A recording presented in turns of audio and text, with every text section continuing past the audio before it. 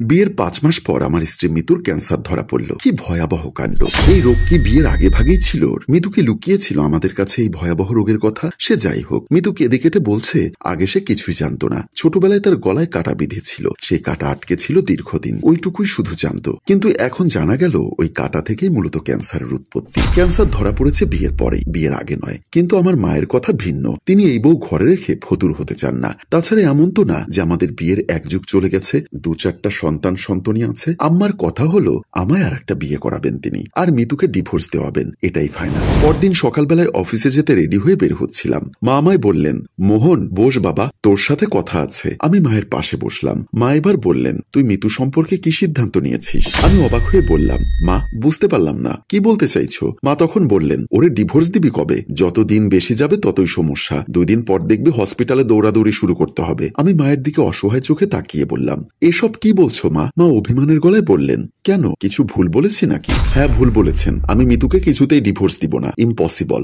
আম্মা তার মুখ কালো করলেন, কপালে ভাঁজ টানলেন। অফিস থেকে ফেরার পর আমি ভীষণ অবাক হলাম। মিতু সিঁড়ির গোড়ায় বসে হাঁটু ভাঁজ করে কাঁদছে, আর থরথর করে কাঁপছে। সিঁড়ির গোড়ায় দরজাটা বন্ধ করে দেওয়া ভেতর থেকে। আমায় দেখে মিতুর কান্নাটা আরো বাড়ল। আমি চমকে গেলাম ওকে এভাবে কাঁদতে দেখে। এই গা ঝলসানো গরমের দিনে তার গা কাঁপুনি দেখে আমার সন্দেহ হলো। আমি তাড়াহুড়ো করে ওর কপালে হাত রাখলাম, যা ভেবেছে তাই, জ্বরে ওর গা পুড়ে যাচ্ছে। আমি সঙ্গে সঙ্গে ওকে ধরে দাঁড় করালাম, আর ওর একটা হাত ধরে বললাম, কি হয়েছে মিতু? সন্ধ্যাবেলায় গায়ে এমন জ্বর নিয়ে এখানে বসে কাঁদছো কেন? আর ভেতর থেকে দরজাই বা কে আটকে রেখেছে? মিতু কথা বলে না, আমার দিকে তার গা এলিয়ে দিয়ে কাঁদতে থাকে। আমি এবার ওর মুখের দিকে তাকাই, অনেকক্ষণ ধরে কেঁদেছে ও। কাদার কারণে ওর নাক মুখ ফুলে গেছে, চোখ টকটকে লাল হয়ে আছে। আমি ওকে আবার জিজ্ঞাসা করি, বলি মা কি তোমায় বের করে দিয়েছে? সে কাঁদতে কাঁদতে বলে, হ্যাঁ মা বলেছেন আর কখনো যেন ফিরে না আসি। আপনি নাকি মায়ের কাছে বলেছেন আমায় ডিভোর্স দিবেন। আমি এটা বিশ্বাস করি। আমি আপনার মুখ থেকে সত্যটা জানার জন্য বসে আছি। আমি চমকে উঠি, গা শিউরে ওঠে আমার। কত বড় মিথ্যাচার! আমার গর্ভধারিণী মা এমন? আমি ভাবতেও পারছি না। আমি ওর হাতটা আরো শক্ত করে ধরি, তারপর আবার দরজায় কলিং বেল চাপি।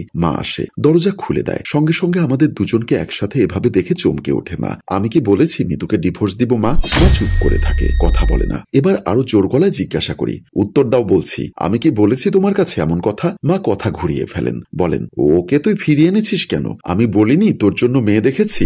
মায়ের আচরণ আমায় আহত করে। আমি মায়ের দিকে তাকাই, তারপর বলি, আমার জন্য নতুন মেয়ে দেখার কি প্রয়োজন মা? মিতুর সমস্যা কি? মা ঝটপট উত্তর দেন, এবার বলেন, এই মেয়ে বাঁচবে না। তুই শুনেছিস ক্যান্সারের রোগীকে কখনো বাঁচতে? আমি মাকে আবার বলি, হায়াত ফুরিয়ে গেলে একদিন সবাই মরে যায়, সব পাখি তরুলতা ফুলে এবং নিজেকে চিরঞ্জীব মনে করে ভুল ধারণা করা মানুষটিও। মা আমার কথা শুনে হোঁচট খান এবং চোখ বড় বড় করে বলেন, বেয়াদবের মতো কথা বলছিস কেন? যেন তুই এই বাড়ির হর্তাকর্তা, সব ভুলে গেছিস? তোর বাবার মৃত্যুর পর দিন রাত খেটে খেয়ে না পড়ে তোকে মানুষ করেছি আমি, আর আজ তুই আমার মুখের উপর আমার কথার বিরুদ্ধে কথা বলিস? মায়ের কথা শুনে আমার হাসি পায়, খুব হাসি পায়। আমি হেসে বলি, মা গো, তোমার কথাটা সত্যি। তুমি আমায় কষ্ট করে মানুষ করেছো বলেই তোমার ভুল সিদ্ধান্ত আমি মেনে নিতে পারছি না। তোমাদের কাছে বিয়েটা কি শুধুই পুতুল খেলা মা? কেন এটা বুঝতে পারছো না যে আমাদের এই মুহূর্তে মিতুর পাশে দাঁড়িয়ে তাকে সাহস দেওয়া উচিত, তার সেবা শুশ্রূষা করা উচিত? আমরা একটা পুতুল ভেঙে গেলে তা ফেলে দিতে পারি, কিন্তু মানুষকে নয়। মানুষের সুখ দুঃখ আমরা বুঝি বলেই আমরা মানুষ। যারা সুখ দুঃখ বোঝে না, বিপদে আর একটা মানুষের পাশে দাঁড়ায় না, তারা মানুষ নয়, তারা পশুর চেয়ে অধম মা।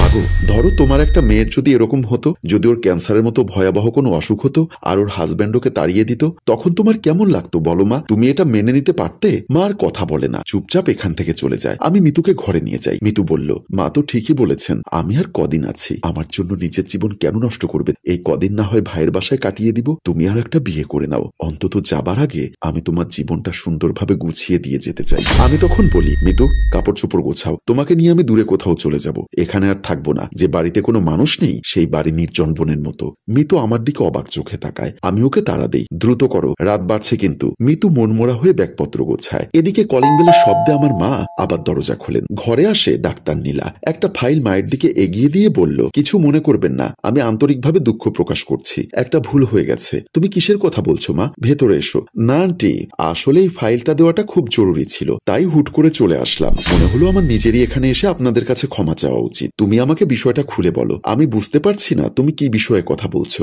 আসলে আপনার পুত্রবধূর ক্যান্সার হয়নি, কিন্তু গতকাল যে তুমি, হ্যাঁ আসলে আপনার পুত্রবধূর নামটা হুবহু আরেকজন পেশেন্টের সাথে মিলে গেছে, তাই আমাদের একটা ছোট্ট ভুল হয়ে গেছে। এটা হচ্ছে ওনার অরিজিনাল রিপোর্ট। মাফ করবেন, আমাদের জন্য হয়তো আপনার অনেক মানসিক অশান্তির মধ্য দিয়ে গেছেন। কথাগুলো বলে ডাক্তার নীলা চলে গেলেন, আর ব্যাগপত্র গোছানো গোছানো হলে আমি ওকে নিয়ে ঘর থেকে যখন বের হতে যাব, ঠিক তখনই মা এসে মিতুর হাতটা খপ করে ধরে ফেলে। তুমি কোথায় যাবে মা? মিতু কথা বলতে পারে না, কান্নায় ওর মুখ বুজে আসে। আমি তখন বলি, আমি জানি মা তুমি কেন আমাদেরকে আটকাচ্ছ। ডাক্তার নীলার কথাগুলো আমরা ভেতর থেকে শুনেছি, কিন্তু একটু আগে তুমি ওকে যেভাবে অবহেলা করেছ, সেটা যদি তোমার নিজের মেয়ে হতো তাহলে করতে পারতে। তুমি ভুলে গেছো মা, কিছুদিন আগেই গ্রামের বাড়িতে গিয়ে যখন তোমার পুকুরে পা কাটা গেল, অনেক বেশি রক্তক্ষরণ হলো, তখন তোমাকে এই মেয়েটাই রক্ত দিয়েছিল। তোরা কোথায় যাবি বাবা? কোথায় জানি না, তবে আমরা চলে যাচ্ছি। যেখানে স্বার্থপরতা কটপতা নেই সেখানেই থাকবো। মা মিতুকে তখন চাপটে ধরে ফেলেন আর কান্না ভেজা গলায় বলেন, তোমাকে আমি যেতে দিব না মা, কিছুতেই না। আমি অন্যায় করেছি তোমার সাথে, আমি ভুল করেছি মা, খুব বড় ভুল করেছি। আমি বুঝতে পারিনি তখন, এখন সব বুঝতে পারছি। আমার এসব করা একদম ঠিক হয়নি। আল্লাহর দোহাই লাগে তোমরা আমাকে এভাবে একা রেখে চলে যেও না। মিতু তখন কেঁদে ওঠে, গলা ছেড়ে কাঁদতে থাকে সে, আর মাকে শক্ত করে আঁকড়ে ধরে রাখে। আমি তাকিয়ে দেখি। সম্মানিত ভিউয়ার্স, একদিন আমাদের সবাইকে চলে যেতে হবে, এটা জেনেও আমরা মানুষ কতই না অহংকার করি এবং অন্যদের অবহেলা করি। গল্পটির রচনা ও পরিচালনায় অভি, ক্যামেরায় শিহাব এবং প্রযোজনায় মঞ্জুর মোর্শেদ। ধন্যবাদ।